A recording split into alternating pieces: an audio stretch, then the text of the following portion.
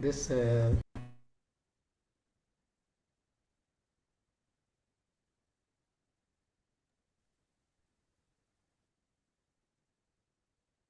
கேட்கல. நண்பர்கள் அனைவருக்கும் இனிய மாலை வணக்கம். தகடூர் புத்தக பேரவையின் வார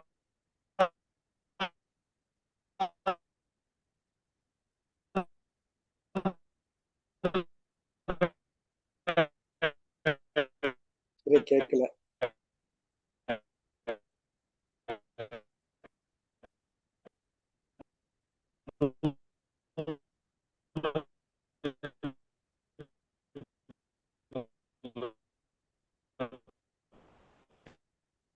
கேட்கலையே.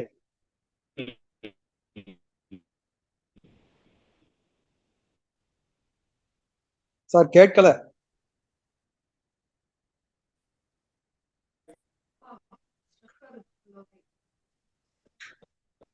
சம்பத் சார், நீங்க தொடர்ந்து பேச ஆரம்பிச்சிருங்களேன். சரிங்க சார், ஓகே. கேக்குதுங்களா உங்களுக்கு? சம்பத் சார், நீங்க பேசுறீங்களா? நான் பேசுறேன் சார். கேக்குதா சார்? கேக்குதா? கேக்குது, பேசுங்க. ஓகே ஓகே, மகிழ்ச்சி. அனைவருக்கும் வணக்கம். தகடூர் புத்தக பேரவையின் தலைவர் மரியாதைக்குரிய டாக்டர் செந்திலையா அவர்களுக்கும், நண்பர் சிசுபாலன் அவர்களுக்கும், தோழர் தங்கமணி அவர்களுக்கும் இந்த காணொலியில் கலந்து கொண்டு ஒரு முறை பெண்ணாகி வா கடவுளே என்ற நூலுக்கு புக்கர் பரிசு பெற்ற மரியாதைக்குரிய பானு முஸ்தக் அவர்கள் இந்த காணொலியில் கலந்து கொண்டிருப்பது அவர்களை வருக வருக என்று வரவேற்கிறேன். மேலும் தமிழில் மொழிபெயர்த்த திரு ப சகதேவன் அவர்களையும் வணங்குகிறேன். மேலும் இந்த காணொலியில் உலகெங்கும் இணைந்திருக்கும் அனைவருக்கும் எனது அன்பான வணக்கத்தை உரித்தாக்குகிறேன். நண்பர்களே, நான் இப்போது ஒரு முறை பெண்ணாகி வா கடவுளே என்ற பானு முஸ்தாக் அவர்கள் எழுதி புக்கர் பரிசு பெற்ற இந்த சிறுகதை தொகுப்பு குறித்து உங்களுடைய சிறு பகிர்வை நிகழ்த்த உள்ளேன். நண்பர்களே, ஐயா கேக்குதுங்களா? சார் தெளிவா கேக்குது சார், தொடர்ந்து பேசுங்க சார். நண்பர்களே, உலக யுத்தங்களையே மதங்கள் தான் வடிவமைத்து வைத்திருக்கிறது. மதங்களின் சடங்குகளை கைமாற்றி முன்னெடுக்கும் போது அதை உருப்பெருக்கித்தான் காட்டுகிறது. ஆனாலும் கூட எல்லா மதங்களிலிருந்தும் அசலான ஞானிகளும் இறை தூதர்களும் அவ்வப்போது அவதரித்துக் கொண்டுதான் இருக்கிறார்கள். அப்படித்தான் இஸ்லாம் மார்க்கத்திலும் ஏராளமான சூஃபி துறவிகளும் ஞானிகளும் அவதரித்துக் கொண்டே இருந்தனர். குறிப்பாக ஜலாலுதீன் ரூமி, குட்ஜித், கலீல் ஜிப்ரான், மிகைல் நைமி, இப்படி எத்தனையோ மறை ஞானிகளின் பட்டியல் நீள்கிறது. உலகமெங்கிலும் பெண்களுக்கான அடக்குமுறைகள் தொடர்ந்து நிகழ்ந்து கொண்டே இருந்தாலும் கூட உச்சபட்சமான ஒடுக்குமுறை என்பது இஸ்லாம் பெண்களுக்கு மிக கொடூரமானதாகவே இருப்பதாகத்தான் வரலாறு கூறுகிறது. நண்பர்களே, சில உதாரணங்களாக, ஆப்பிரிக்காவின் சோமாலியா பாலைவனத்தில் இருந்த பெண்களுக்கு விருத்த சேதனம் என்று சொல்லப்படுகிற பிறப்புறுப்பு சிதைப்பு நடைபெற்ற கொடுமை உலகறிந்தது. இந்த கொடூரமான சடங்கானது சோமாலியாவைச் சேர்ந்த 28 நாடுகளில் இருந்த பெண்களுக்கு சுமார் 80 விழுக்காடு பெண்களுக்கு நடந்தேறி இருக்கிறது. இக்கொடுமை சுமார் 13 கோடி பெண்களுக்கு நடந்திருப்பதாக ஐநா சபையின் மக்கள் தொகை பிரிவு கணக்கெடுத்து மதிப்பீடு செய்திருக்கிறது. இப்படியான ஒரு வரலாற்று கொடூரத்திலிருந்தும் தகிக்கும் பாலைவன வெப்பத்தில் இருந்தும் ஒரே ஒரு பெண் மட்டும் தன் உயிரை பணயம் வைத்து தப்பித்து வருகிறாள். தப்பித்து வந்த அந்த பெண் இந்த இரத்த சரித்திரத்தை எப்படியாவது புரட்டி போட வேண்டும் என்ற துணிவோடு ஐக்கிய நாடுகள் சபையை நாடி தன் இனத்தின் இரத்த சாட்சியாக அவர்கள் முன் மண்டியிடுகிறார். உடனே ஐநா சபையின் நடவடிக்கை குழு புறப்பட்டு இந்த கொடூரங்களை நேரில் கண்டு உரிய நடவடிக்கைகளை மேற்கொண்டு அந்த கொடுமைகளை முடிவுக்கு கொண்டு வருகிறது. நண்பர்களே, ஆகச்சிறந்த அந்த பெண் போராளியின் பெயர் வாரிஸ் தைரி என்பது. இவரின் இந்த துணிகர செயலுக்காக வாரிஸ் தைரியை ஐக்கிய நாடுகள் சபையின் ஒரு உறுப்பினராக நியமித்து அவரை கௌரவப்படுத்தியிருக்கிறது. அதே போல இன்னொரு உதாரணத்தை சொல்ல வேண்டும் என்றால், முழு சுதந்திரம் கிடைக்காத ஒரு பதற்றமான குடும்ப சூழலில் தன் குழந்தைகளை ஒரு அறையில் வைத்து பூட்டிவிட்டு கதவிடிக்கில் எல்லாம் துணிகளை செருகிவிட்டு சமையலறைக்கு சென்று எரிவாயுவை திறந்து தனது தலையை அதிலே வைத்துக் கொண்டு தன்னை தீக்கிரையாக்கி கொண்ட செல்வியா பிளாத் என்ற உலக கவிஞரை நாம் அனைவரும் அறிந்ததே. இதே நிலைப்பாட்டில்தான், இதே வரிசையில்தான் மரியாதைக்குரிய பானு முஸ்தாக் அவர்களையும் உலக பெண் போராளிகள் வரிசையில் வைத்து என்னால் பார்க்க முடிகிறது நண்பர்களே. எப்படி எனில், இவரும் கூட தனது குடும்ப சூழல் தன்னை முழுமையாக எழுத்தில் அனுமதிக்காத சூழலில் கடுமையாக போராடி தன்னை தீக்கிரையாக்கி கொள்ள முயன்றிருக்கிறார் என்பது அறிய வருகிறது. எழுத்தை கேளிக்கையாகவும் அலங்காரத்திற்கும் மற்றும் தனது அரசியல் முன்னிலைக்காகவும் சொந்த ஆதாயத்திற்காக மட்டுமே பயன்படுத்தி கொண்டிருப்போருக்கு மத்தியில் எழுத்தே ஆன்மாவாக, ஆன்மாவே எழுத்தாக தன்னை கரைத்து கொண்டவர்தான் மரியாதைக்குரிய பானு முஸ்தாக் அவர்கள். நண்பர்களே, இறைமையுடன் தொடர்பு கொள்ள மனிதர்களை இந்த 3 நிலைகளாக பிரிக்கிறது குர்ஆனும் அதன் வழிவந்த சூஃபி தத்துவமும். முதலாவது நிலை வழிபாடு அல்லது தொழுகை, அடுத்த நிலை தியானம், 3ஆம் நிலை கடவுளுடன் தீராத உரையாடல் செய்வது. இந்த 3ஆம் நிலைப்பாடான கடவுளுடனான தீராத உரையாடலை நிகழ்த்தி கொண்டே இருப்பவர்தான் பானு முஸ்தாக் அவர்கள்.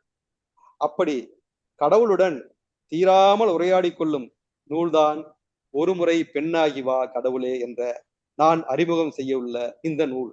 நண்பர்களே, அதன் அடிப்படையில் பார்க்கையில் இவர் ஒரு எழுத்தாளர் மட்டுமல்ல, ஒரு பெண்ணிய இறை தூதர் என்றும் கூட என்னால் கருத முடிகிறது நண்பர்களே. இந்த நூலை ஒரு புனைவாகவோ சிறுகதை தொகுப்பாகவோ மட்டும் சுருக்கி அணுகி என்னால் எளிதில் கடந்துவிட முடியவில்லை. காலாதீதமாக ஒடுக்கப்படும் பெண்களின் ஓலமாக, அறைகூவலாக, இடிபடல்களாக ஓங்கி ஒலிக்கும் காத்திரமான வாக்கு மூலமாகவே என்னால் இந்த நூலை அணுக முடிகிறது நண்பர்களே. இது சர்வதேச புக்கர் பரிசு பெற்ற நூலாக இருந்தாலும் அந்த பரிசின் மீது உலக இஸ்லாமிய பெண்களின் கதறலும் இரத்த சாட்சிகளுமே விரவி கிடக்கிறது நண்பர்களே. இந்த நூலை வாசிக்கையில் மேலே கடந்து போக முடியாமல் நூலை கவிழ்த்து வைத்துவிட்டு மனம் கனத்து போன இடங்கள் ஏராளம் ஏராளம். இந்நூலாசிரியர் மரியாதைக்குரிய பானு முஸ்தாக் அவர்கள் முதலில் உள்ளூர் செய்தித்தாளில் நிருபராகவும் இருந்திருக்கிறார். அநீதிகளை எதிர்த்து போராடும் கன்னட முற்போக்கு இலக்கிய அமைப்பான பந்தயா என்ற இயக்கத்துடன் தொடர்புடையவர் இவர். ஒரு பெண்களுக்கான எழுச்சிமிகு எழுத்தாளர் என்பதையும் மீறி அதீதமான கலக குரல் எழுப்பும் போராளியாக, தீவிர செயல்பாட்டாளராக இருக்கிறார். இவரது வாழ்வை முற்றிலும் போராட்டங்களை வடிவமைத்திருக்கிறது. முதலில் புக்கர் பரிசு பெற்ற இந்திய எழுத்தாளர் என்ற பெருமையும் இவருக்கே உரியது. எழுத்தாளரில் மட்டுமே தனது போராட்டத்தை நிறுத்தி கொள்ளாமல் காத்திரமாக இறங்கி களமாடும் அறச்சீற்றம் கொண்டவர் இவர். அது மாத்திரமல்ல, 2000 ஆண்டில் மசூதிகளில் பெண்கள் தொழுகை நடத்துவதற்கு உரிமைகளை கோரி போராடி இருக்கிறார். அதன் பொருட்டு இஸ்லாமிய அடிப்படைவாதிகள் சிலரால் கத்தியால் தாக்க முற்பட்ட போது தனது கணவரால் தடுத்து காப்பாற்றப்பட்டிருக்கிறார். இப்படியான ஒரு எழுத்து போராளியை நமது இந்திய நாடு அடைந்துள்ளமைக்கும் இவரது நூலை முதலாக தமிழில், அதுவும் தகடூர் புத்தக பேரவையில் அறிமுகம் செய்வதற்கும் தகடூர் புத்தக பேரவை பெருமை கொள்கிறது நண்பர்களே. அதன் பொருட்டு அவருக்கு மகத்தான வணக்கத்தையும் தெரிவித்துக் கொள்கிறேன். ஒரு பெண்ணின் அகவலியை நம்மோடு நெருங்கி பகிர்ந்து கொள்ளும் எளிய மொழியில் லகுவான உணர்வு ததும்ப அந்தரங்கமான ஆணாதிக்கத்தின் நுட்பமான அதிகார போக்கையும் சராசரி பெண்கள் பகிர தயங்குகின்ற ரகசிய வழிகளையும் துணிவாக பொதுவில் வெளிச்சமிட்டு நம்மையெல்லாம் ஆழ்மனதின் ரன்மு கசையும்படி செய்யும் நூல்தான் இந்த ஒரு முறை பெண்ணாகி வா கடவுளே. நண்பர்களே, மேலும் இந்த அரிய நூலை அதன் ஆன்மா சிதையாமல் அதே உக்கிரத்தோடும் பொறுப்போடும் நேர்த்தியாக மொழிபெயர்த்து தமிழுக்கு ஒரு முக்கிய வரவாக, ஒரு பொக்கிஷமாக இந்த நூலை தந்திருக்கும் எழுத்தாளர், மொழிபெயர்ப்பாளர் ஐயா சகதேவன் அவர்களுக்கும் எனது அன்பான வணக்கத்தையும் வாழ்த்தையும் இந்த இடத்திலே தெரிவித்துக் கொள்கிறேன். நண்பர்களே, பொதுவாக ஒரு சிறுகதை தொகுப்பானது பல்வேறு பாடுபொருள்களை உள்ளடக்கியதாக இருக்கும். ஆனால் இந்த நூலில் உள்ள 12 கதைகளிலும் ஒரே அலை மட்டுமே வீசுகிறது. அது பெண்ணியம் மட்டுமே. இந்த சிறுகதை தொகுப்பில் இன்னும் ஒரு சிறப்பம்சம் மேலோங்கி இருக்கிறது நண்பர்களே. அது என்னவென்றால், இந்த சிறுகதைகளின் தலைப்பை நீக்கிவிட்டு வாசித்தால் அது ஒரு நாவலுக்குரிய முழுமையும் இதிலே காண கிடைக்கிறது. ஏனெனில் எல்லா கதைகளின் அடிநாதமும் ஒற்றை பண்பிலேயே நகர்கிறது. அது பெண்ணியம், பெண்ணியம், பெண்ணியம். நண்பர்களே, இப்போது கதைகளுக்குள் நுழைவோம். மொத்த 12 கதைகளில் ஒரு சில கதைகளை மட்டும், அதன் உணர்வுகளை மட்டும் உங்களோடு பகிர்ந்து கொள்ள விரும்புகிறேன் நண்பர்களே. மொத்த கதையும் பகிர்ந்து கொள்ள நமக்கு கால அவகாசம் போதாது.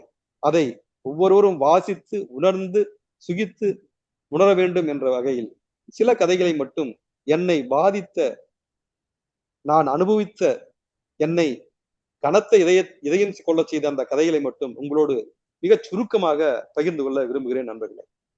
அதில் முக்கியமானது நெருப்பு மழை என்ற கதையில் முத்தவல்லி சாஹிப் என்ற ஒருத்தர் அந்த ஊர் மசூதி கமிட்டி தலைவராக இருக்கிறார்.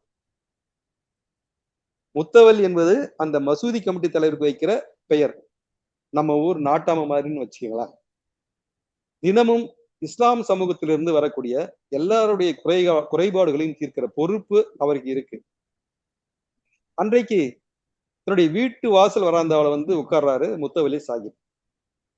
வழக்கம் போல வாசல்ல இவரை பார்த்து அவருக்கான குறைபாடுகளை எல்லாம் தெரிவித்து கூட்டம் கூடி நிற்கிறது. அந்த கூட்டத்துல ஒரு பெண் யாருன்னா அவரோட சொந்த தங்கையே. அண்ணனாக மட்டும் இல்லாமல் கமிட்டி தலைவர் அப்படிங்கிற முறையிலையும் தனக்கு சொத்தில் பங்கு வேண்டும் என்ற கோரிக்கையோடு அவர் வந்து நிற்கிறார். அவள் கேட்கும் போதே, இது அல்லாவும் அண்ணல் நபிகளும் உண்டாக்கி வச்சிருக்கிற சரிய சட்டத்திலிருந்து எனக்கு கிடைச்சிருக்க உரிமை, நீங்க ஒண்ணும் உங்க சொந்த காசுல இருந்து கொடுத்துடல அப்படிங்கிற பாணியில வந்து வாதாடுறார். மேலும் மற்ற பெண்கள் தரப்பிலிருந்தும் அவரின் குறைபாடுகளையும் கோரிக்கைகளையும் கேட்டுக்கொண்டே இருக்கிறார் முத்தவல்லி சாஹிப். அப்படி கேட்டுக்கொண்டிருக்கும் போது திடீரென்று தாவூத் என்ற உறவினர் ஒருவன் உள்ளே நுழைகிறான். அவனுக்கு அவரிடம் 40,000 கடனாக பண தேவை இருக்கிறது. அதை முத்தவல்லி சாஹிப்பிடம் நேரடியாக கேட்டால் பறக்காது என்று அவருக்கு தெரியும். அதன் பொருட்டு திட்டமிட்டே ஒரு கொம்பு சீவம் வேலையை உடனே ஆரம்பிச்சு அந்த திட்டத்தோட அவன் உள்ள நுழைகிறான். அவன் அவரிடமிருந்து எப்படியாவது 40,000 பணம் வாங்கியே தீர வேண்டும் அப்படிங்கிற பாணியில சாத்தான் வேதம் ஓதுற மாதிரி அவனுடைய சூது வேலைய இப்படி ஆரம்பிக்கிறான். எப்படின்னு கேட்டீங்கன்னா, அவன் சொல்றான், இஸ்லாம் பாழா போயிட்டு இருக்கு அண்ணா அவர்களே, முஸ்லிம்களுக்கு கொஞ்சம் கூட மரியாதை இல்லாம போச்சு என்று சாட்டை போன்ற வார்த்தையை சபை நடுவே வீசுகிறான். நிசார் என்ற ஒருவன் மசூதி பணத்தை தின்றுவிட்டதற்காக மரத்தில் கட்டி வைத்து அடித்திருக்கிறார்கள். அந்த அவமானத்துல அவன் ஏரியில விழுந்து இறந்து விடுகிறான். 1.5 மாதம் கழித்து அவனோட பணத்தை எடுத்து போலீஸ்காரங்க இந்துக்களோட மயானத்துல புதைச்சிடுறாங்க. மேலும் இது சங்கரன் என்பவனின் தலைமையில் நடந்தேறி இருப்பதாகவும் அவன் கூறுகிறான். அவ்வளவுதான். முத்தவல்லி சாஹிப்புக்கு இதை கேட்டவுடன் இதய துடிப்பே நின்று போனது போலாகிவிட்டது. அவரை சுற்றி இருக்கிற எல்லோருமே அதை கேட்டு அதிர்ந்து போய் நிற்கிறார்கள். எப்படி? ஒரு முஸ்லிமுடைய சவம் கஃன் போத்தாமல், குசல் பண்ணி சுத்தம் செய்யாமல், ஜனாஜிக்கு நமாஸ் கூட செய்யாமல், முஸ்லிம் கப்ரஸ்தானில் புதைக்காமல், ஒரு மயானத்தில் அனாதையாக புதைத்திருக்கிறார்கள். சரி தாவூத், அந்த நிசாருக்கு சுன்னத்தாகி இருக்கிறதா என்றும் கூடவே ஆதங்கத்தோடு கேட்கிறார் முத்தவல்லி. அந்த இறந்து போன நிசார் யார் என்றால், ரம்ஜான், பக்ரீத் 2 பண்டிகை நாட்கள் தவிர வேறு எப்போதுமே பள்ளி வாசலுக்கு வராதவன். பள்ளி வாசலுக்கு பெயிண்ட் அடிப்பதற்காக சொல்லி ஜமாத்து பணத்தையே சாப்பிட்டவன். கிடைக்கிற பணத்தை எல்லாம் குடித்தே தீர்ப்பவன். இப்படிப்பட்ட நிசாருக்குத்தான் இறுதிச் சடங்கு செய்வதை அவர்கள் ஒரு புனிதமான காரியமாக கருதினார்கள். நண்பர்களே, ஒரு தியாகிக்கு உரிய கௌரவம் அவனது பிணத்திற்கு இப்போது கொடுக்கப்பட்டது. முத்தவல்லி சாஹிப்பும் மற்றெல்லாருமாக சேர்ந்து இந்த விஷயத்தில் மிகவும் துக்கத்தில் ஆழ்ந்தனர். விஷயம் இப்போது தீவிரப்படுகிறது.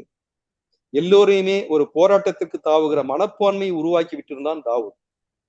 இஸ்லாமை காப்பதற்கான தர்ம யுத்தத்தில் பங்கு கொள்ள உற்சாகம் கூடியிருந்தது. எப்படியாவது நிசாருடைய பணத்தை அங்கிருந்து தோண்டி எடுத்து இங்கே கப்ரஸ்தானில் அடக்கம் செய்யணும். ஜமாத்தில் அதற்கான பணம் ஏதும் இல்லைதான், ஆனாலும் பரவாயில்லை, அதன் முழு செலவையும் தானே ஏற்பதாகவும் முத்தவல்லி சாஹிப் கூறிவிடுகிறார். அவன் கொளுத்தி போட்ட தீ மெல்ல போராட்டமாக வெடிக்கிறது. நண்பர்களே, இந்த செயல்பாட்டில் முத்தவல்லி சாஹிப்புக்கு செல்வாக்கு மேலும் கூடுகிறது. இந்த மாதிரியான விஷயத்துக்கு ஜனங்கள் போட்டி போட்டுக்கொண்டு பங்களிப்பார்கள் என்றும் அனுபவபூர்வமாக அவர் நம்பியிருந்தார். சில முரண்பாடுகளால் தன்னிடமிருந்து சற்றே விலகி இருக்கும் இளைஞர் குழுவையும் தன் பக்கம் இழுத்து போட முத்தவல்லி சாஹிப்புக்கு இது நல்ல வாய்ப்பாக அமைந்தது. இவர்கள் திட்டமிட்டபடியே போராட்டம் வலுக்கிறது. இறுதியாக ஜில்லா அதிகாரிகள் எல்லாம் சந்தித்து கோரிக்கைகளை அளிக்கிறார்கள். விவகாரத்தின் பின்னணியை, தீவிரத்தன்மையை அதிகாரிகள் எளிதில் அறிந்து கொள்ள முடிந்ததால் இது குறித்து உள்ளுக்குள் சிரிப்பு வந்தாலும் கூட அதிகாரி அதை காட்டிக்கொள்ளாமல் பிணத்தை தோண்டி எடுத்துக்கொள்ள அனுமதி வழங்கப்படுகிறது. அச்சமயத்தில் அதிகாரி பகடியாக முத்தவல்லியை நோக்கி சில கேள்விகளை கேட்கிறார். நண்பர்களே, அது என்னன்னு கேட்டீங்கன்னா, அப்புறம் முத்தவல்லி சாஹிப் அவர்களே, உங்க ஏரியாவுல போர்வெல் தோன்றதை பத்தியோ, நல்ல காரியங்கள் நடக்கிறத பத்தியோ, அல்லது வேற விஷயங்கள் பத்தியோ, ஸ்கூல் ரிப்பேர் பண்றதை பத்தியோ, இதெல்லாம் பேசுறதுக்கு ஒரு தடவையாவது நீங்க வந்திருக்கீங்களாமோ அப்படின்னு கேட்கிறாரு. செவிட்டட்சமா இருக்குது. ஆனாலும் அதை அவர் பொருட்படுத்துறது இல்லை. ஒரு வழியாக நிசாரின் பிணம் தோண்டி எடுக்கப்படுகிறது. உரிய சடங்குகளோடு தொலைவாக இருக்கிற கப்ரஸ்தான்ல அவரவர் தோல் மாற்றி கப்ரஸ்தான்லேயே நிசாரின் சவம் அடக்கம் செய்யப்படுகிறது ஒரு வழியாக. அப்படி பிணம் அடக்கம் செய்யப்பட்ட பின்பும் முத்தவல்லி சாஹிப் தனது தலையிலிருந்து நரம்புகள் வெடித்து போகிற மாதிரி உணர்கிறார். அடக்கம் செய்த பிறகு ஒரு குழப்பம் வருது. இது யாருடைய பிணம்? நண்பர்களே, இந்த கதையில் ஒருவரது மதப்பற்றானது மதவாதமாக, மதவெறியாக எப்படி எம்மாதிரியான அடிப்படைவாதிகளால் முற்றுகிறது என்பதை மிக நுட்பமாக கூறியிருப்பார். தனது சொந்த மக்களின் மென்மையான உணர்வுகளை பிடுங்கி கலவரமான உணர்ச்சிகளுக்கு தீனி போடுபவர் யாராக இருந்தாலும் அவர் இனவாதி, மதவாதி, மொத்தத்தில் அடிப்படைவாதி தானே நண்பர்களே. அடுத்ததாக ஒரு மனதை உறைய வைக்கிற ஒரு கதையாக கருநாகங்கள் என்ற கதையை பார்க்க முடிகிறது நண்பர்களே. அது என்னன்னு கேட்டீங்கன்னா, அஷ்ரப் என்ற ஒரு இஸ்லாமிய பெண் தன்னையும் தனது குழந்தைகளும் அனாதையாக விட்டுவிட்டு 2ஆம் திருமணம் செய்து கொள்ளும் கணவன் மீது புகார் கொடுத்ததற்காக முத்தவல்லி சாஹிப்பிடம் ஜமா கூடும் மசூதி கமிட்டிக்கு வருகிறார். பல முறை கமிட்டியை நாடியும் அவருடைய குறையோ, துயரையோ, புகாரையோ காது கொடுத்து கேட்பதற்கு இடம் கொடுக்காமல் முத்தவல்லியும் அந்த கமிட்டி நபர்களும் நிராகரித்தபடி இருக்கின்றனர். பெண்ணை வெகுவாக அலைகழித்தபடியே இருக்கிறார்கள். அந்த பெண் மசூதிக்கு செல்ல வேண்டியது, தன் குழந்தைகளுடன் காத்திருக்க வேண்டியது, பின் ஜமா கூடாமல் வெறுமனே திரும்பி வந்து விட வேண்டியது. அதை சாந்தம் ததும்பும் அந்த பள்ளி வாசலில் ஒரு பேயை போல அந்த பெண் காத்திருக்கிறாள் என்று மிக அழகாக எழுதியிருப்பார்கள். அவள் மனசு பூராவும் அசீனாவிடம் விட்டுவிட்டு வந்த தன் பிஞ்சி குழந்தை முன்னிடமே இருந்தது. மார்பில் இருந்து பால் கசிந்து கொண்டிருக்கிறது. ரவிக்கையின் முன்பகுதி முழுவதும் நனைந்து விட்டது. ஆனால் குழந்தையோ அங்கு பசியோடு அழுது கொண்டிருக்கிறது. இப்படியான ஒரு துயரோடு தான் தினமும் அந்த பெண் ஜமாத்துக்கு கணவன் மீதான தன் புகாரை வைக்க தவறாது வந்து கொண்டிருந்தால் நண்பர்களே. புத்தவலி சாஹிப்பும் அவரது கமிட்டியும் திட்டமிட்டே அப்பெண்ணை புறக்கணித்துக் கொண்டிருந்தனர். கொடுத்த முறையீடு தொலைஞ்சு போச்சு, இன்னொரு முறை கொடு என்றெல்லாம் திட்டமிட்டு அலைகழிக்கப்படுகிறாள் அவள். ஆனால் அவளது கணவன் யாகுப்போ வேறொரு திருமணம் செய்து கொண்டு புது மனைவியுடன் உல்லாசமாக சுற்றித் திரிகிறார் நண்பர்கள். இந்த சங்கதிகள் எல்லாம் முத்தவல்லிக்கும் ஜமாத்து கமிட்டிக்கும் தெரிந்தும் கூட அவனுக்கு ஆதரவாக நிற்கிறது ஜமாத்து. முத்தவல்லியின் சொந்த வீட்டிலேயே இருக்கிற பெண்களும் அக்கம் பக்கத்தில் இருந்த பெண்கள் தரப்பிலிருந்தும் மறைமுகமாக ஜமாவின் இந்த போக்குக்கு எதிர்ப்பு தெரிவித்ததால் ஒரு வழியாக ஜமாத்து அன்றைக்கு கூடுகிறது. அஸ்ரப் என்ற அந்த பெண்ணின் கணவன் யாகூப் என்பவனும் அசட்டையாக மிகவும் கர்வத்தோடும் அந்த ஜமாத்தில் கலந்து கொள்கிறான். தனக்கு இழைக்கப்பட்ட கொடுமைகள் எல்லாம் சபையிலே கொட்டி தீர்க்கிறாள் அந்த பெண். அவளின் ஒற்றை கோரிக்கையாக தன் கணவன் எத்தனை திருமணம் வேண்டுமென்றாலும் செய்து கொள்ளட்டும், ஆனால் அது குறித்திய தனக்கு ஏதும் பொருட்டில்லை. ஆனால் அனாதையாக இருக்கும் இந்த குழந்தைகளுக்கு மட்டும் அவர் ஏதாவது செய்ய வேண்டும் என்பது மட்டுமே அவளது இறுதி கோரிக்கையாக இருந்தது. அதையும் கூட ஜமாத்தில் காது கொடுத்து கேட்க யாரும் தயாராக இல்லை. ஜமாத்தில் வாக்குவாதம் முற்றுகிறது நண்பர்களே. ஒரு கட்டத்தில் ஆணாதிக்க மூர்க்கம் பற்றி கொண்டு வெறி பிடித்தவனை போல் மாறுகிறான் யாகூப். தனது பச்சிலம் குழந்தை முன்னியை வைத்துக் கொண்டு அமர்ந்திருக்கும் அந்த அஸ்ரப்பை தனது பலம் கொண்ட மட்டும் வேகமாக ஓடி வந்து எட்டி ஒரு உதை விடுகிறான். அஸ்ரப்பும் பச்சிலம் குழந்தையும் முன்னியும் வேறு வேறு திசைகளில் போய் விடுகின்றனர். பதறிப்போய் குழந்தையை எடுக்கிறாள் அஸ்ரப். குழந்தை முன்னி இறந்து விடுகிறது நண்பர்களே.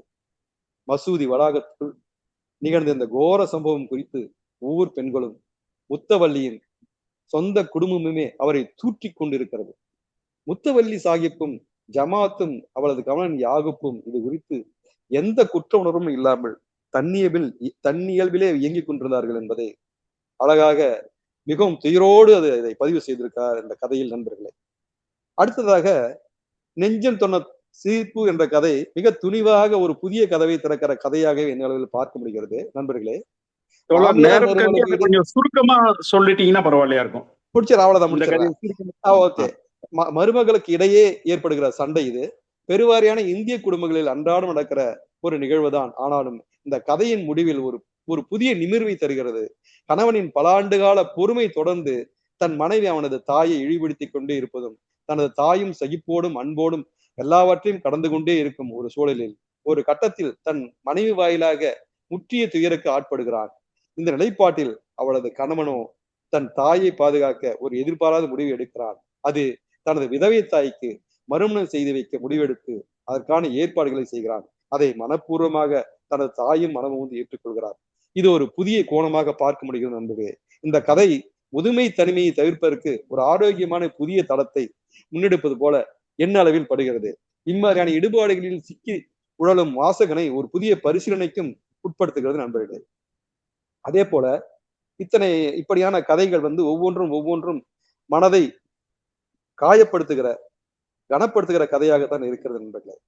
மேலும் இந்த நூலில் ஏராளமான பெண்ணிய கூறுகளின் அறைகுவல் பகடிகளாகவும் தத்துவங்களாகவும் மிகச் சரளமாக தண்ணீர் வந்து விழுந்துள்ளதை வியந்து ரசிக்க முடிகிறது நண்பர்களே. அதில் சிலவற்றை மட்டும் உங்களோடு நிச்சயமாக பகிர்ந்து சுட்டிக்காட்ட விரும்புகிறேன். ஒரு இடத்துல நீ ஒன்ன புரிஞ்சுக்கணும். காதலுக்காக பிரசித்தி பெற்ற ஒரு நினைவாலயத்தை கட்டின சக்கரவர்த்தி அவளோட செத்து போகல, அவனோட அந்த புறத்துல ஏராளமான பெண்கள் இருந்தாங்க என்று பகடியாக கூறுகின்ற ஒரு விஷயம். அதே போல காக்கைகள் கருப்பாக சாம்பல் நிறமாக பறந்தது, அவற்றுக்குள்ளே தெரிகிறது வானவில் என்று கவித்துவத்தோடு ஒரு சில வரிகளை பார்க்க முடிகிறது. அதே போல் அந்தாகார இருட்டு எனும் அறியாமை கோழி விடியற் காலையில் விளக்கு என்னும் முட்டையை போட்டது, மீண்டும் தானியங்களை பொறுக்க இருளுக்குள் மறைந்தது என்று பெண்ணியத்தின் தீராத சோகத்தை அற்புதமான ஒரு குறியீடாக விளக்குகின்ற விஷயமாக இந்த வரிகள் அமைந்திருக்கிறது. எனக்கு அற்புதமான ஒரு பரிசு கொடுத்திருக்கீங்க கடவுளே, எதையும் மறக்கிற சக்தியை கொடுத்து வாழ்க்கைக்கு பலம் சேர்த்துக்கீங்க என்று எல்லாரும் புலம்புவது போல் அவங்களும் புலம்பியிருக்காங்க. இப்படி ஏராளமான வரிகள் நூலெங்கும் நம்மை வசீகரித்துக் கொண்டே இருக்கிறது. நண்பர்களே, பொதுவாக பானு முஸ்தாக் அவர்கள் இந்த இதய தீபம் என்ற நூலுக்கு இது இந்த விருது தமிழில் மொழிபெயர்த்தமாக வழங்கப்பட்டிருக்கிறது. இதய தீபம், அதாவது ஹார்ட் லேம்ப் என்ற நூல்தான் ஒருமுறை பெண்ணாகிவா கடவுளை என்ற நூலாக மாறி இருக்கிறது. அந்த இதய தீபம் இருண்டு கிடக்கும் பெண்களின் ஆன்மாவுக்குள் வெளிச்சமாய் பரவிக்கொண்டே இருக்கும் என்று நம்புகிறேன். நண்பர்களே, வணக்கம், நன்றி.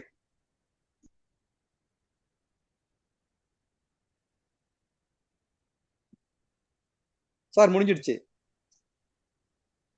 நன்றி சார், நன்றி. நன்றி. எனக்கு இணைப்பு சரியா இல்லைனால டாக்டரை தொடர சொன்னேன், பரவாயில்ல.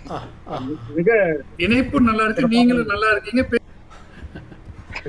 நன்றி சார். ஒரு சின்ன டென்ஷன் ஆயிடுச்சு மத்தியில தான். அது பரவாயில்ல, அது நடக்கிறது தான். சம்பத்சாரை பத்தி நான் ஒரு சின்ன அறிமுகத்தை கூட சொல்ல முடியாது, நேரம் கருதி கொஞ்சம் சுருக்கி கொண்டேன். வேற வழி இல்ல.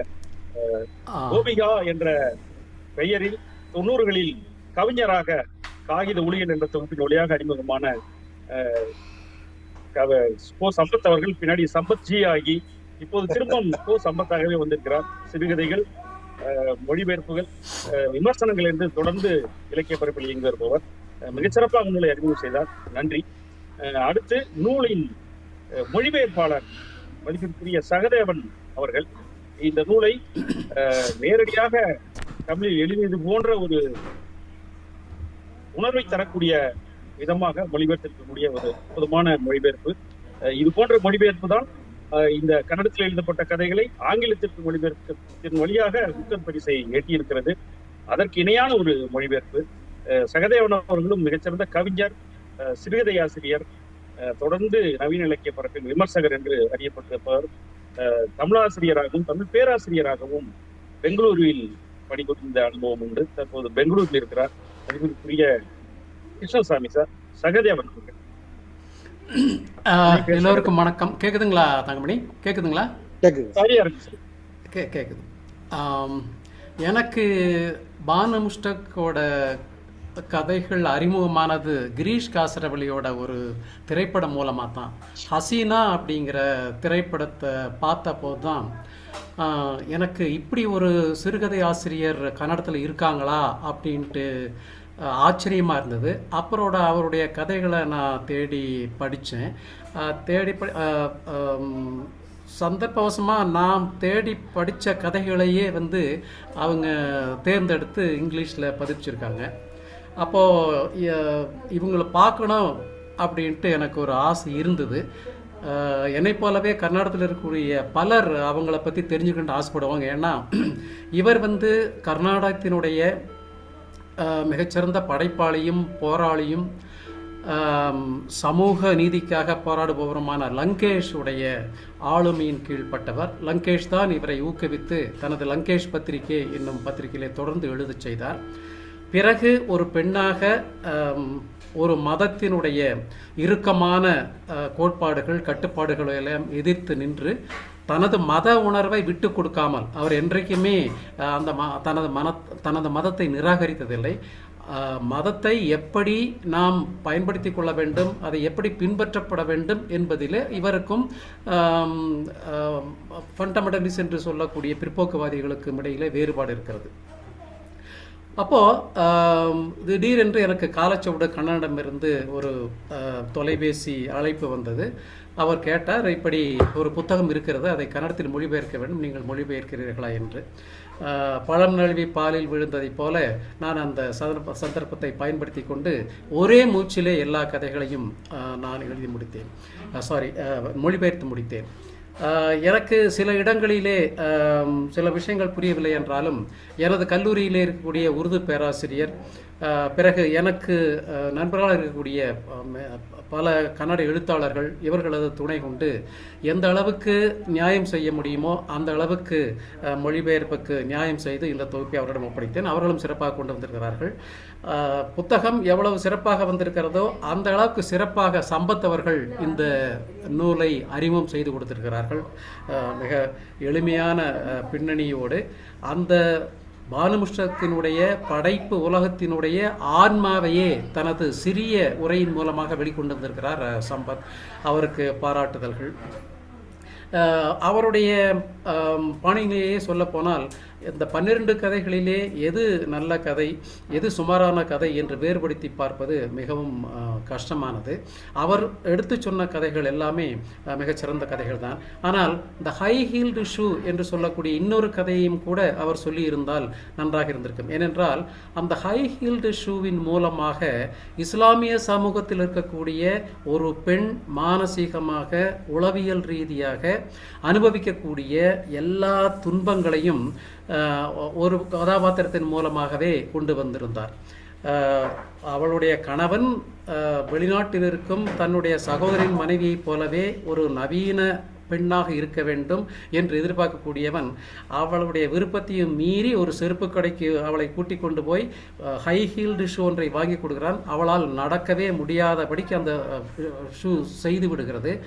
துரதிர்ஷ்டவசமாக அந்த சந்தர்ப்பத்திலே அவள் தாய்மையையும் அடைந்திருக்கிறாள், கர்ப்பிணியாகவும் இருக்கிறாள். எனவே அதை போட்டுக்கொண்டு அவள் அடையும் வேதனை ஒட்டுமொத்தமாக உலகெங்கிலும் இருக்கக்கூடிய மத அடக்குமுறைகளுக்கு, சாதிய அடக்குமுறைகளுக்கு, ஆணாதிக்க அடக்குமுறைகளுக்கு உள்ளாகி போன பல பெண்களுடைய துன்பங்களை உருவகமாக ஒரே ஒரு கதையின் மூலமாக, அதிலும் கடைசியாக கவித்துவமாக வெளிப்பட்டிருக்கக்கூடிய இறுதி 1-2 பக்கங்கள் மூலமாக கொண்டு வந்திருக்கிறார். எனவே இந்த கதையும் சேர்த்துக்கலாம் என்று தோன்றுகிறது. எனவே அவர் பானு முஷ்டக் அவர்களுக்கும் எனது மொழிபெயர்ப்புக்கும் நிச்சயமாக நியாயம் செய்திருக்கிறார். தகடூர் இலக்கிய பேரவைக்கு எனது வாழ்த்துக்கள். மேலும் அவர்களோடு ஒத்துழைப்பதற்கு நான் தயாராக இருக்கிறேன். பானு முஷ்டக் அவர்களுக்கும் தங்கமணி அவர்களுக்கும் நன்றி. நான் இன்னும் அப்புறம் கேள்விகள் வரும்போது நான் இன்னும் தெளிவாக பேசலாம். நன்றி சார். சுருக்கமா முடிச்சிட்டீங்கன்னு நினைக்கிறேன். இல்ல பேசுறதுனா பேசலாம். கேள்வி பதிலுக்கு என்னதுக்கு? மொழிபெயர்ப்பினுடைய சிறப்பை நான் ரொம்ப அனுபவிச்சது நீங்க அந்த உரையாடல்களை மொழிபெயர்த்தது.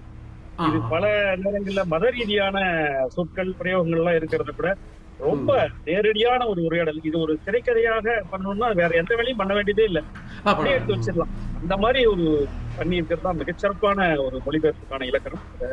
செறிவா செஞ்சிருக்கிறீங்க சார். இணைஞ்சதுக்கு நன்றி. அடுத்து சார் சொல்லுங்க சார். இல்ல, உண்மையிலேயே பானு முஷ்டக் அவர்கள் அவரது ஒட்டுமொத்த எழுத்துமே ஒரு உரையாடலாகவே இருக்கும். சக மனிதர்களோடு நடத்தக்கூடிய உரையாடல், உங்களையே வாசகர்களையே தனது நண்பராக ஏற்றுக்கொண்டு அவர்களுடன் அந்தரங்கமாக உரையாடுவது மாதிரி தான் இருக்கும். ஆனால் அந்த உரையாடல்களினூடேயே அவர் சக பெண்களுடைய குடும்பத்தில் இருக்கக்கூடிய பிற உறுப்பினர்களுடைய துன்பங்களையும் அவர்கள் சிக்கல்களையும் எடுத்து சொல்லுவாங்க. அதனால் நான் அவங்ககிட்ட பதிப்பாளர்கிட்ட கேட்டபோது, இல்லை உரைநடையில் பேச்சு நடையில் இருந்தால் கொஞ்சம் கஷ்டமாக இருக்குங்க, நீங்கள் எழுத்து நடையிலேயே கொண்டு வந்துருங்க அப்படின்னாங்க. அதனால தான் நான் தவிர்த்துட்டேன். ஆனால் உரையாடலில் நம்முடைய பேச்சு நடையிலே இருக்கணும் அப்படிங்கிறது, அதை பயன்படுத்துறது மொழிபெயர்ப்பாளரோட உரிமை இல்லைங்களா? அந்த உரிமையை நான் கொஞ்சம் அதிகமாகவே பயன்படுத்தின்னு வச்சுங்களேன். ஆனால் மூலத்துக்கு நான் எந்த வகையிலையுமே கேடு செய்யலை.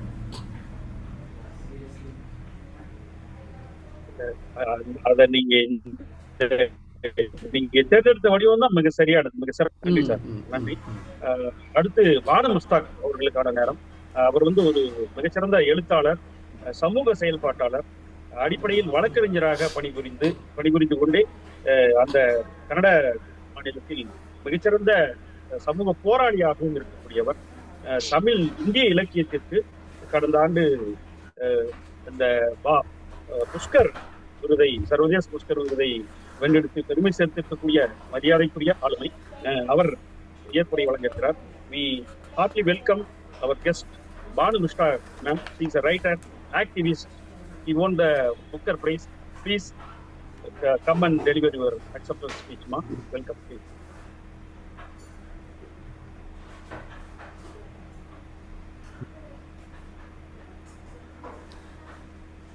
ಅಲ್ಲ ಕೇಳಿಸ್ತಾ ಇಲ್ಲ. ಹಾಂ ಹಾಂ Can you okay hear okay. me? Yes yes yes. Uh, Dear friends, good evening. I'm sorry, my voice is not cooperating with me because I'm having throat infection and fever. And please bear with me. My, I cannot express properly, but I will talk with you people. The first thing is that I'm so happy that the Tamil language is celebrating Heartland.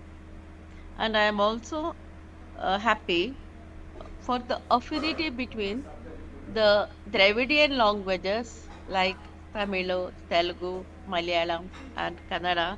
And these sister languages, they are the backbone of my,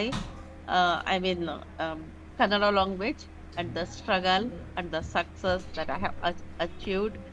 I'm happy that Tamil language is also the co-sharer of my success because I have been influenced by the Tamilians and the Tamil literature and the Tamil geography and the Tamil way of thinking and the Tamil way of resistance also. Because in my initial stages, when I started to connect with my people, गलाटा कर दो. With my people here, I was a member of study circle in which we studied the struggle of Dr. Kovur and Periyar Ramswamy. They were our ideals also. Because in a social structure, we demanded social justices, and I was part and parcel of all the social movements here active in my youth, that is between in the year 1980s and 1990.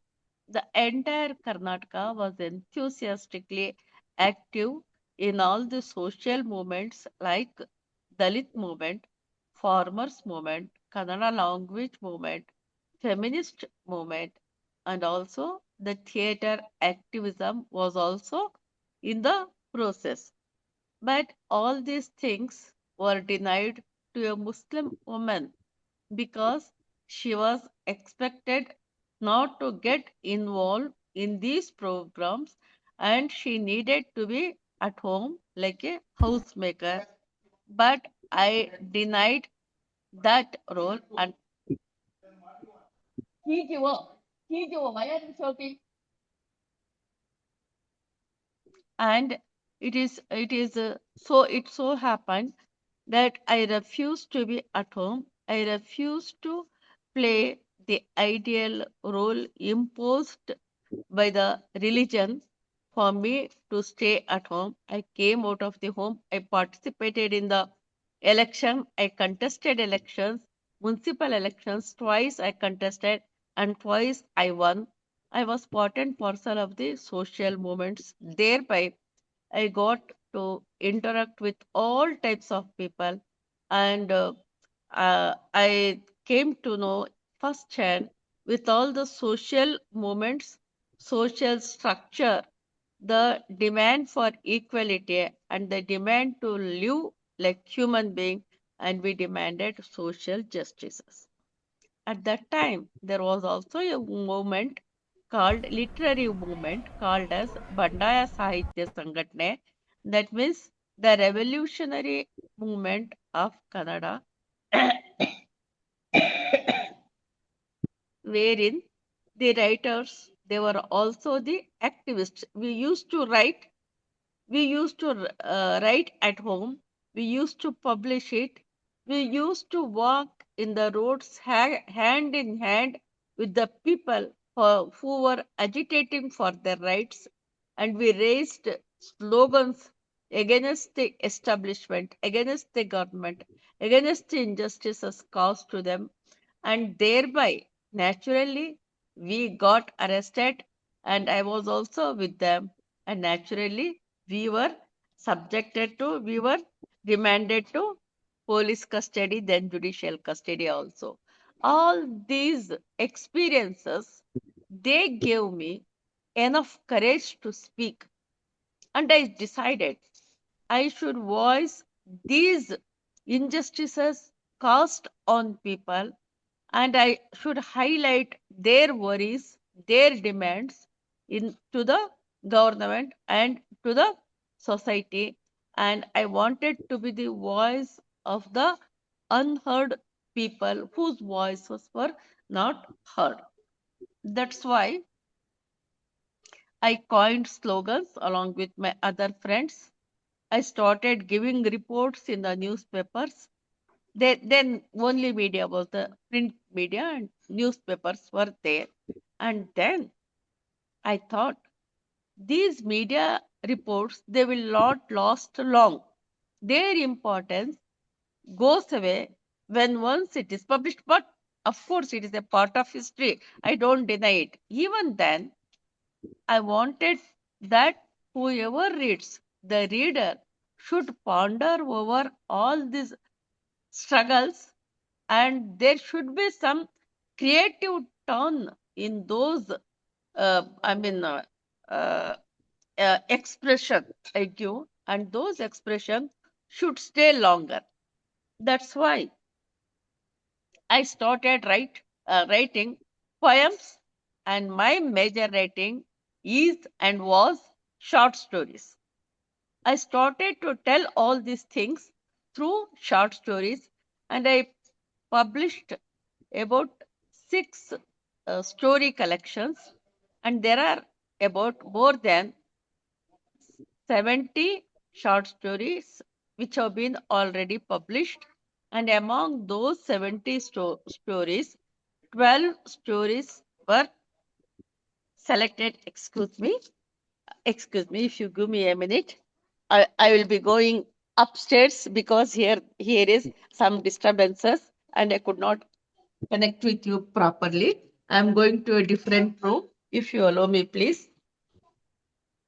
So these short story collections were published over the year of 1990 to 2023. It's an expression of 40 years, and thereby more than 60 to 65 stories were published. And these story collections won lot of recognition in Karnataka.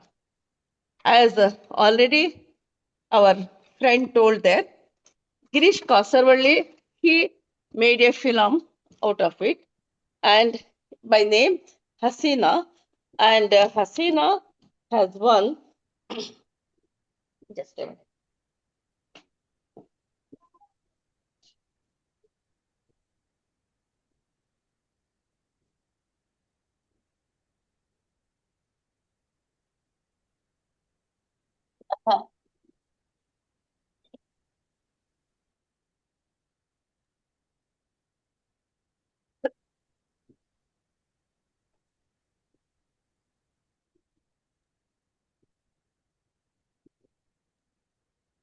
It has won 3 national awards. When Hasina, the film by Girish Kasarvalli, it was screened, it has won 3 national awards. At the same time, it is one of the speciality of Booker is that first time since the inception of the Booker, it's a first time where one of the award-winning book is a short story collection. It is a first time, and it is such a great honor to our country that a short story collection, first time it has won and made a remarkable recognition in winning a short story collection. Am I audible? Can you hear me? And can you see me? Yes, it's all clear. Yeah. Yes. Proceed. And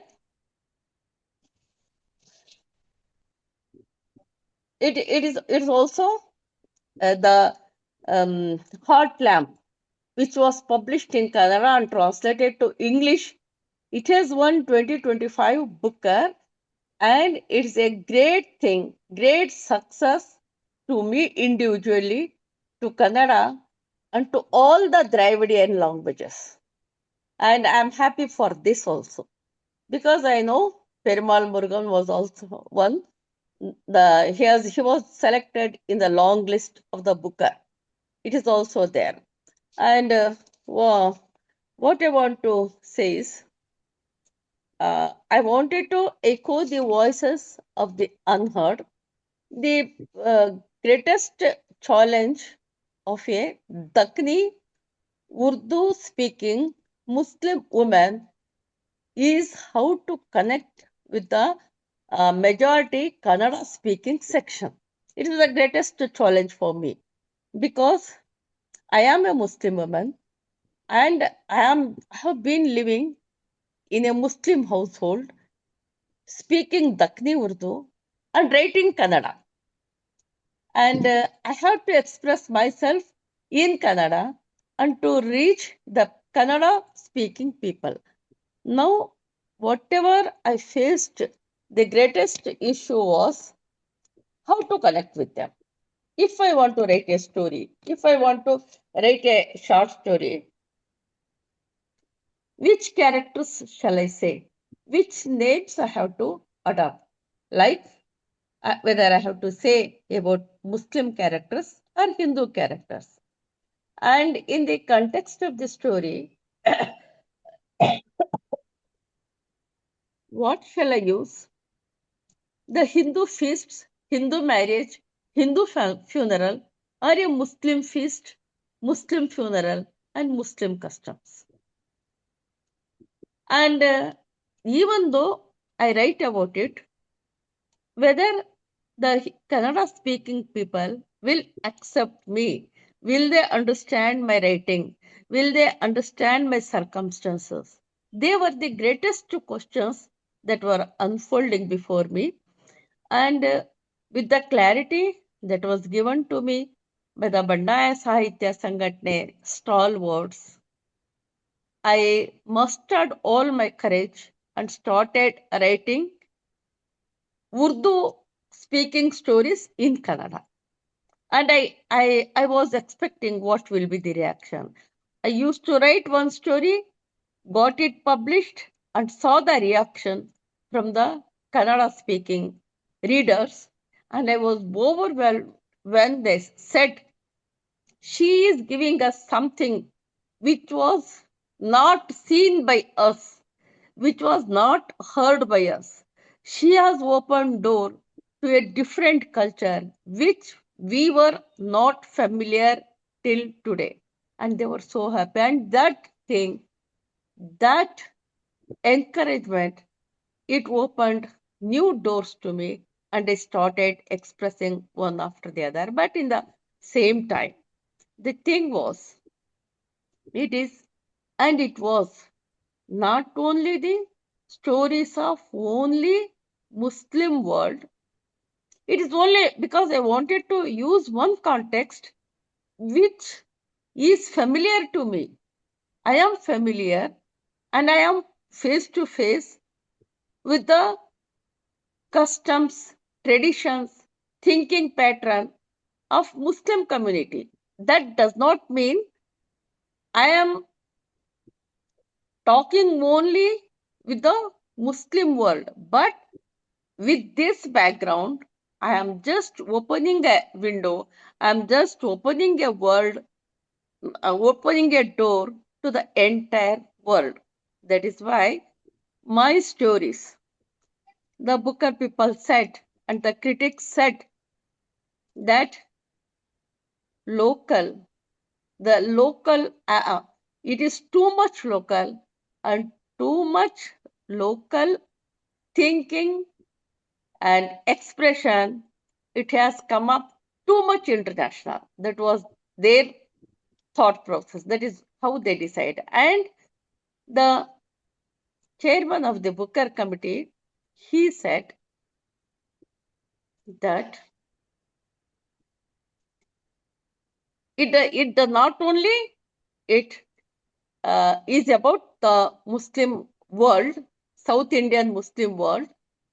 It resonates to the entire world wherever the social conditioning of the woman is there and how a woman is treated in a culture, and how a woman is abused in the name of religion, and how abuse is practiced in an extreme religiously in all the other countries, cultures, religions, and it resonates into the entire world. Wherever women is there, all these stories are relevant in those areas.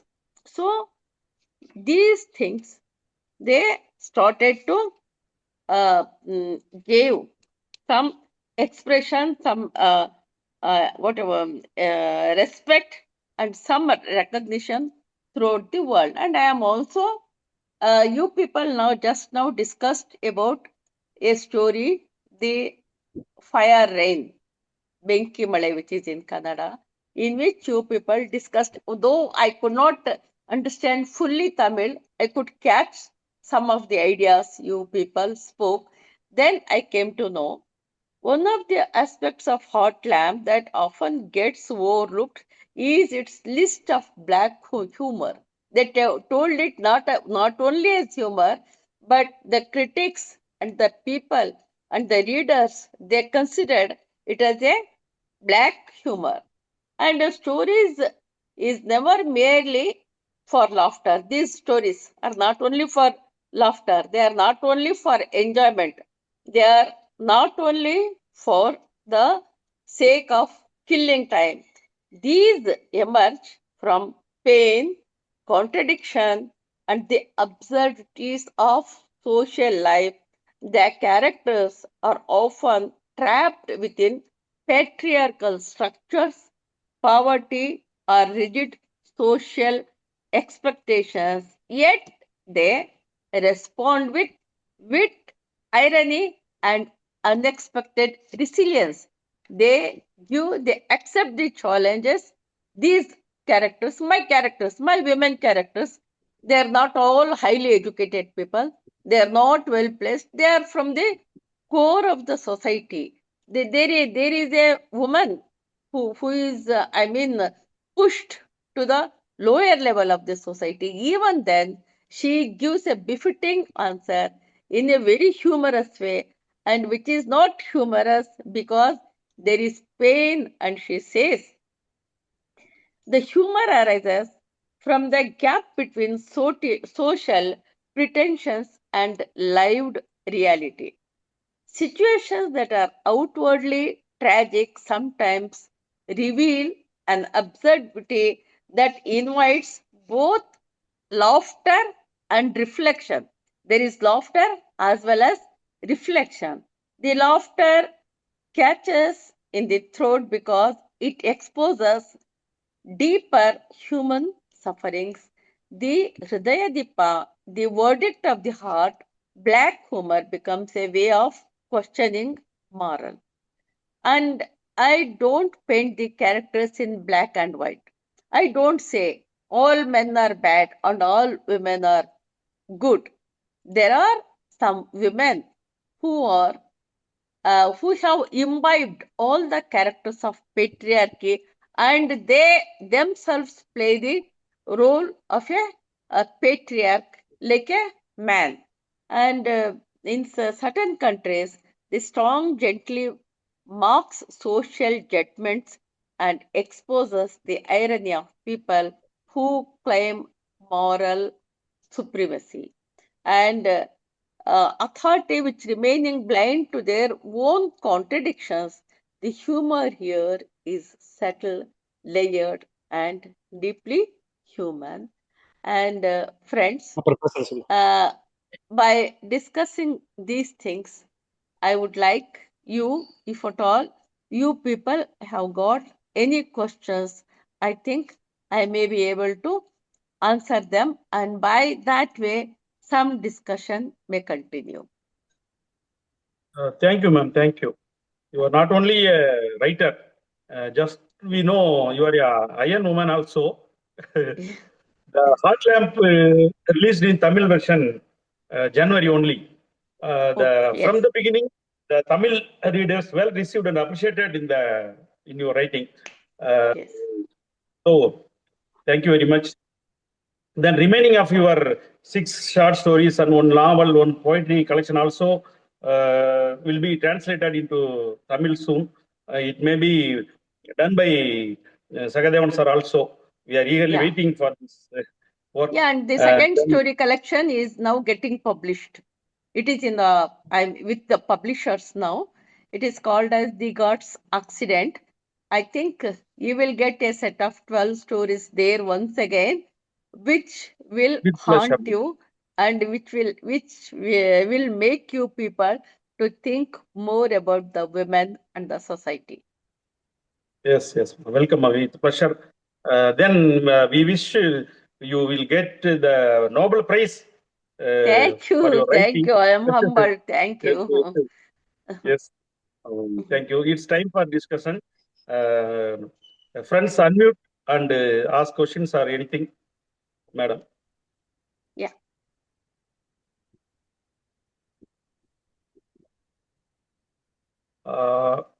First, I start, ma. After you will receive after the Booker, your writings reach in worldwide readers. What's the Yeah. experience? Yeah. Experience. Yes. What's the Yeah. experience of you? I have toured, I think, half the world during 1 year. I have reached so many places in 1 year, which I had not traveled in my whole life. And everywhere, people are so anxious. So they want to live peacefully. They want to have their homes. They want to have their families. And with peaceful mind, they want to go through culture, literature, and humanity. And they want to connect with people, love and care. Not with wars. Nobody with whom I have met in my past 1 year's journey. Among them, nobody wants any bloodshed. No war is needed. And all these things are crimes against the humanity. And these are peace-seeking, peace-loving, peaceful people. And I hope this message goes to the entire world. Okay. Thank you. Yeah. Very pleasure to hear this. Madam, I have a question. Yeah. Hasina, the film and your story, there are a few differences here and there. Are you happy with the making of Hasina? Yeah, but no author in the entire world, he or she will be happy with the video form of his or her thoughts.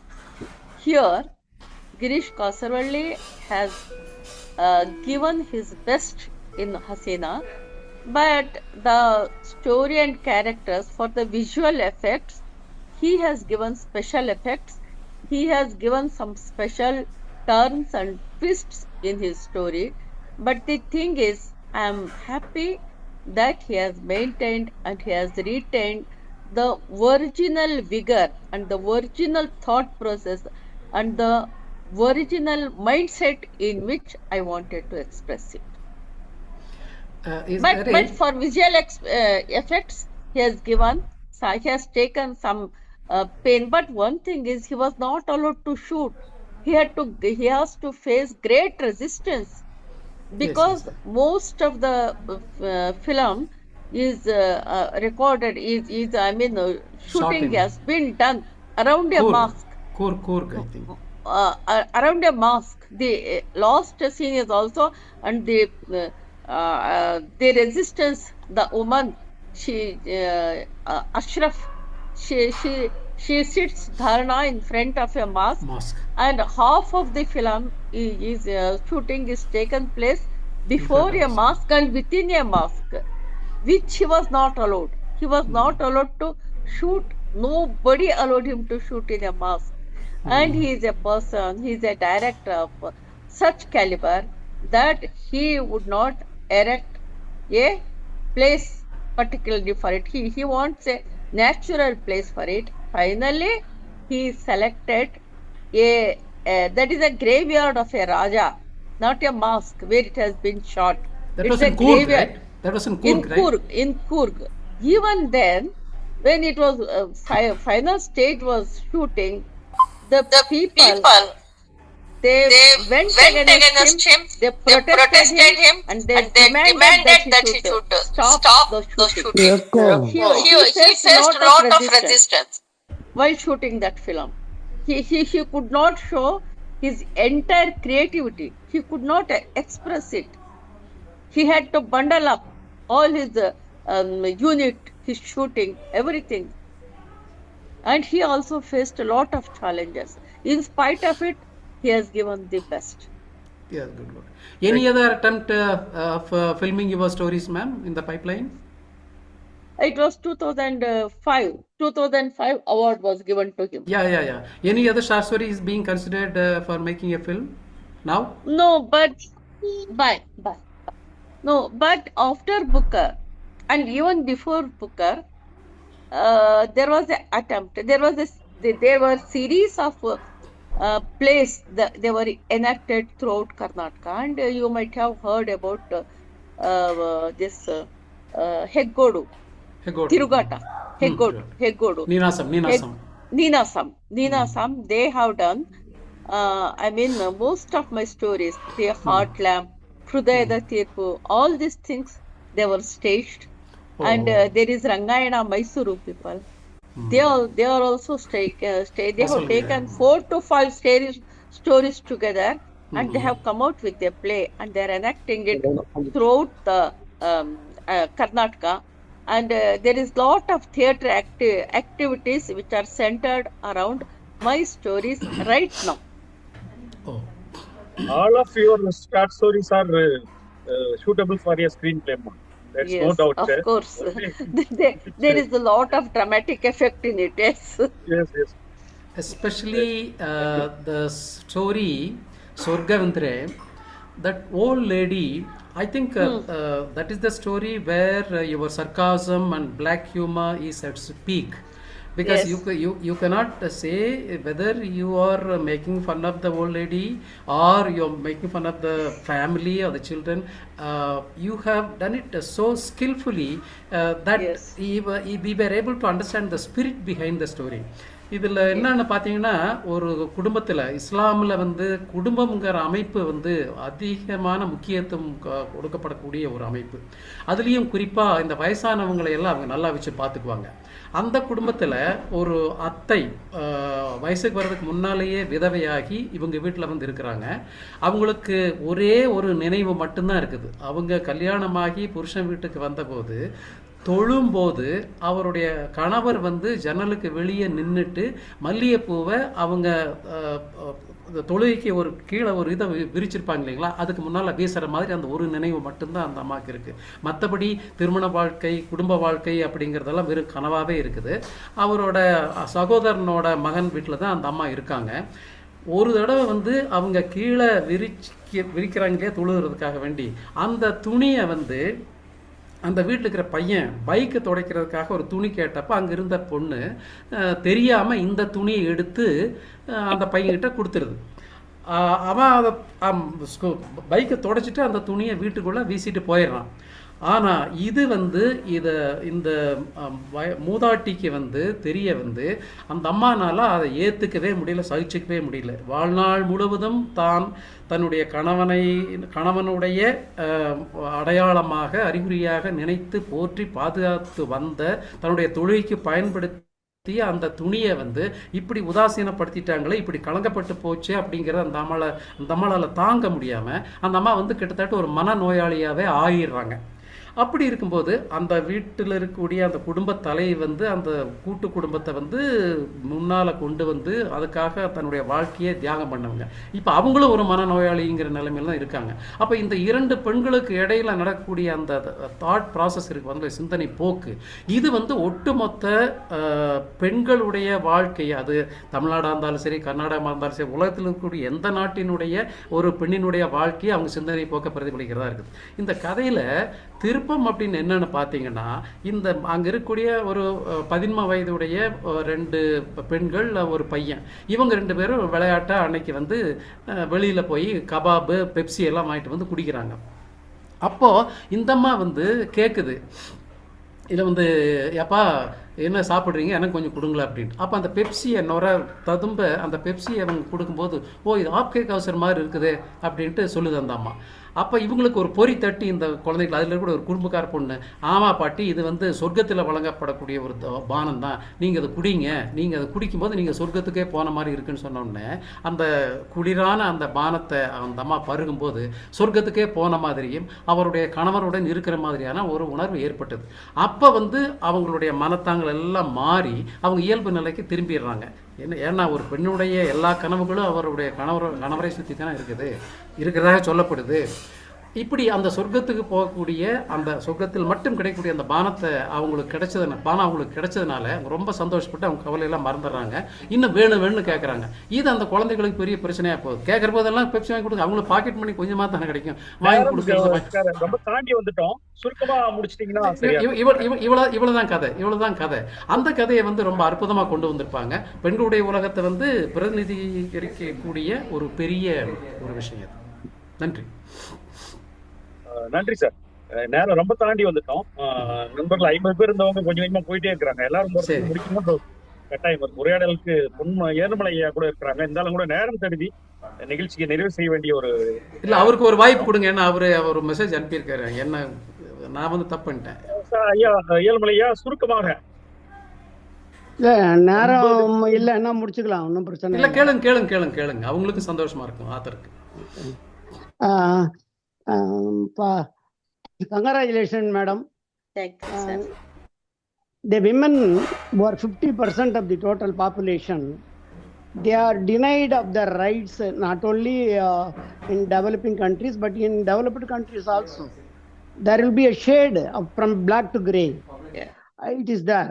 But I want to congratulate you because you are from the school of thought of Madam Gauri Lankesh and Mr. Prakash Raj also, the actor who is speaking, more than a matured politician. And like that you are also, see, I can understand you by your words that you are thankful for the Dravidian language and your usage of phrase, Tamil way of resistance. Yes. Tamil way of resistance. In there you are understanding, it seems to be very nice. And it seems that you are deserving for the award by the statement of the Booker Committee, Secretary, Administrator, something. Too much local and too much international. Yes. So this is where, though the issue may be a local, but it has been in the different shades in the international arena for the entire world. So in that way it is right. My question is that how you got recognition, everything is okay. The people surrounding you of your age or of your younger age, how did they receive your messages? Did they express to you their gratitude about writing? How was the reaction? Kannada people, they were extremely happy. Answer may be brief, ma. Yeah, Kannada people, they were extremely happy. Even Karnataka coordinator was also extremely happy. And of course, some of the co-writers, they were also enjoyed it. But the common people took it as their own celebration. Even to this date, they are celebrating not only in Karnataka, but throughout the entire India, throughout the entire nation.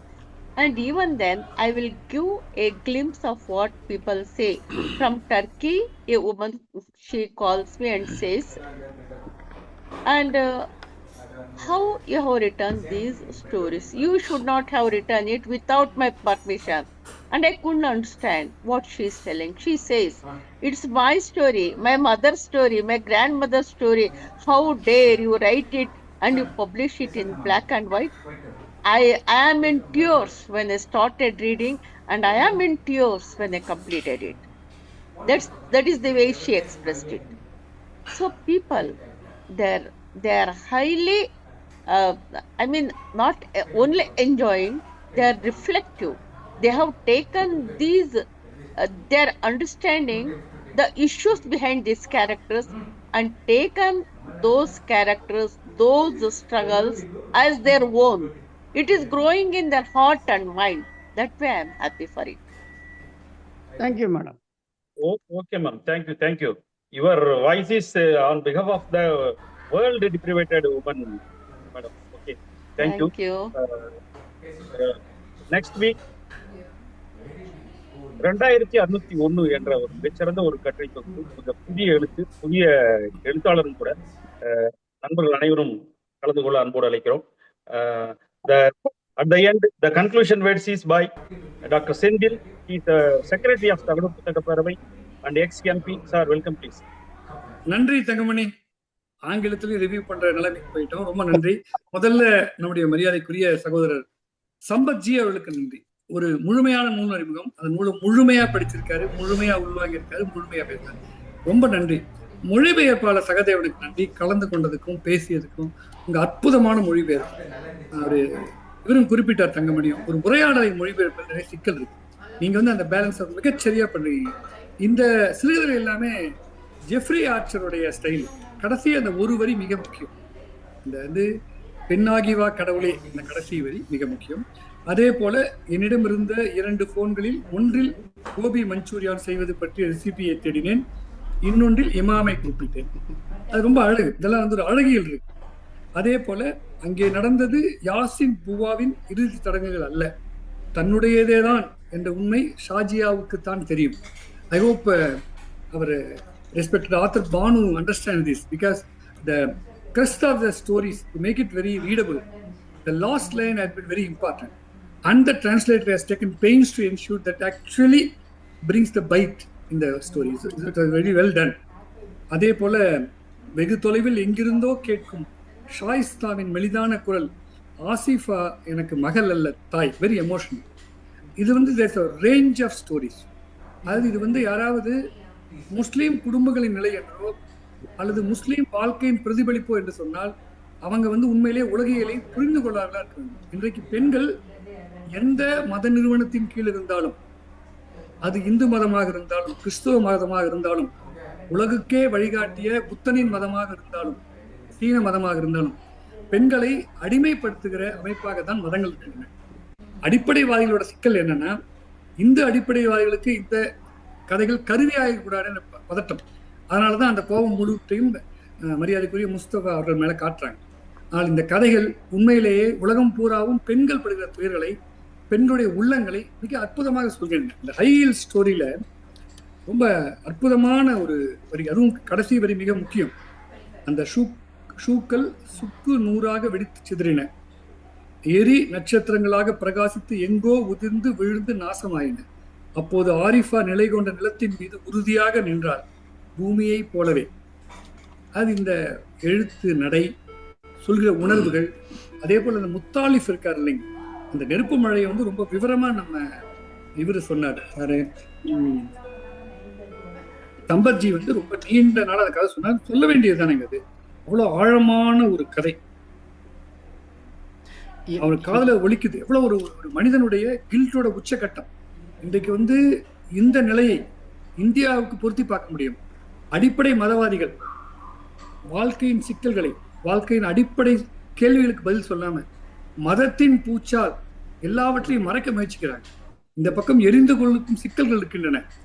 நிலம் இல்லாம இருக்கவங்க, கல்வியை தேடுறவங்க, உணவு இல்லாம இருக்கவங்க, ஏழ்மையில் வர்றவங்க அத்தனையும் ஒதுக்கிவிட்டு அடிப்படை மத உணர்வுகளுக்கு முன்னிலை கொடுத்து அதன் அடிப்படையில் ஒரு சமூகத்தை திரட்டுகிற அந்த மோசமான பிக்சரைசேஷனை ரொம்ப அழகா பண்ணியிருக்காங்க. நெருப்பு மலை இன்றைக்கு இருக்க அரசியல் சூழ்நிலைக்கு எந்த மதத்துக்கும் பொருத்தி பார்க்கக்கூடியது. 2 3 மதங்களுக்கு அல்ல, உலகிற்கு எல்லா மதங்களுமே இப்படிப்பட்ட அடிப்படை வாதத்தில் மக்களின் அடிப்படை செல்வங்களுக்கு பதில் சொல்லாமல் போகின்றன. இது வந்து உணர்ச்சி பணமானது மட்டுமல்ல, அறிவுபூர்வமானது மட்டுமல்ல, புரட்சிகரமானவை.